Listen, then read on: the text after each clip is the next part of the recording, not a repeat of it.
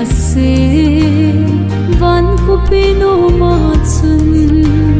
khilon ka na ho beiso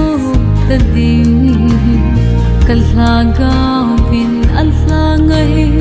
sing chu gam nom chu ho hing pa anga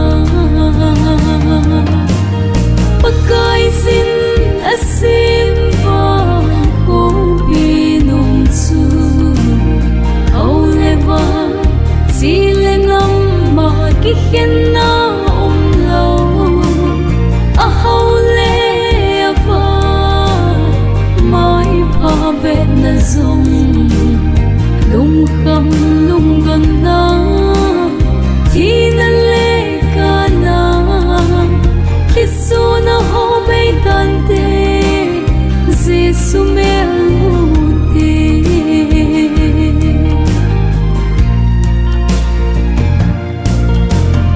tu him gen thei sin kap min mau sing zong leng kalal mel de chu ka mu te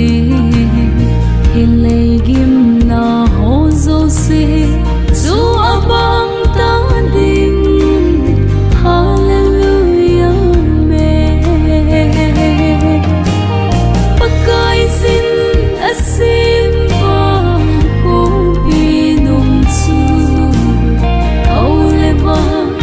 sile nam ma ki khen na lo a haule ava mai pa bet na zong lung kham lung gan na thi na le ka na kisu na ho be tan te jesu mel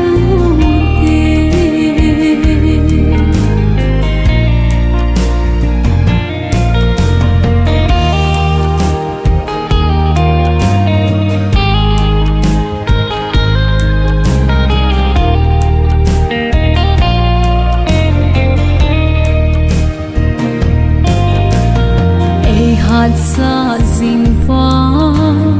Krista ngay lu na chun thil iza kai ei mon su sa si